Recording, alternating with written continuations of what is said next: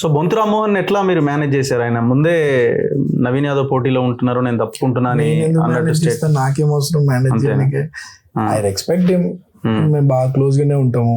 సరే ఇప్పుడు ఈ నియోజకవర్గంలో ఎలక్షన్ వచ్చింది కాబట్టి అందరు కూడా ప్రయత్నాలు చేస్తుంటారు, ఎవరి ప్రయత్నం వాళ్ళది. అల్టిమేట్గా పార్టీ డెసిషన్ ఈజ్ ఇంపార్టెంట్. అవకాశం వచ్చిన వాళ్ళకి తర్వాత అందరం కుటుంబ సభ్యుల లెక్కనే పార్టీని గెలిపించుకోవాలని పని చేసుకోవాల్సిన అవసరం ఉంటుంది. అది సో తను ఎక్స్పెక్ట్ చేసినారు గట్టిగానే, మీ ఇద్దరి మధ్యలో నడిచినట్టుంది కదా?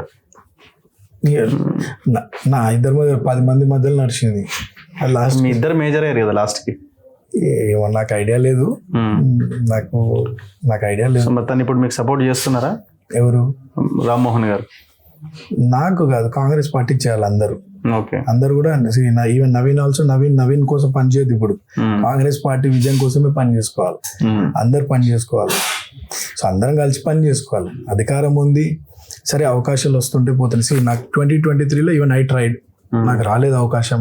అజరుద్దీన్ గారికి వచ్చింది. పిసిసి హోదాలో మన ముఖ్యమంత్రి గారు అప్పుడు ఉండే, పార్టీకి సపోర్ట్ చేయమంటే మేము సపోర్ట్ చేసినాం. అవకాశం లేనప్పటికీ కూడా మేము ఒక గౌరవంతో సపోర్ట్ చేసినాం. ఈరోజు నాకు అవకాశం భగవంతుడు పెద్దల వల్ల నాకు అవకాశం వస్తుంది. అందరూ కలిసి పని చేసుకొని కాంగ్రెస్ పార్టీని గెలిపించుకుంటే అందరు గౌరవం దక్కుతుంది.